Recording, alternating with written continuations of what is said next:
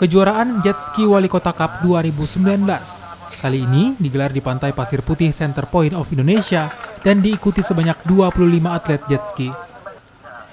Selain atlet dari dalam negeri seperti Jakarta, Kalimantan, dan juga Makassar, juga diikuti atlet dari 3 negara, yakni Brunei, Malaysia, dan Singapura. Kejuaraan ini mempertandingkan 6 kelas lomba di tahun keempat pelaksanaannya.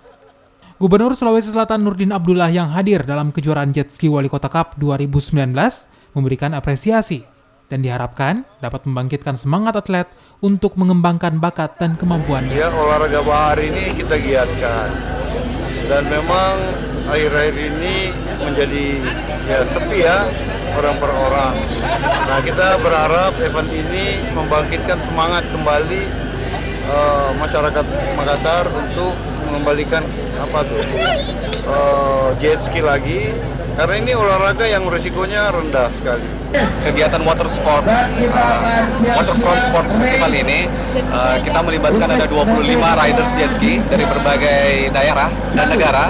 Dan untuk flyboard performance itu ada 11 peserta yang diantaranya berasal dari Korea Selatan dan dari Belanda. Dan khusus untuk jet ski sendiri itu ada beberapa negara yang ikut, ada Brunei, ada Malaysia, ada Singapura. Seperti biasa, Brian, rider dari Malaysia, yang kami sentiasa ada warm up practice, dan juga kita pun ada acara-acara selain dari Jakarta ataupun dari Makassar, di China dan tempat-tempat lain, dan juga di Terengganu baru-baru ini. Kesiapan kami sentiasa di dalam keadaan yang agak selesa bagi dia.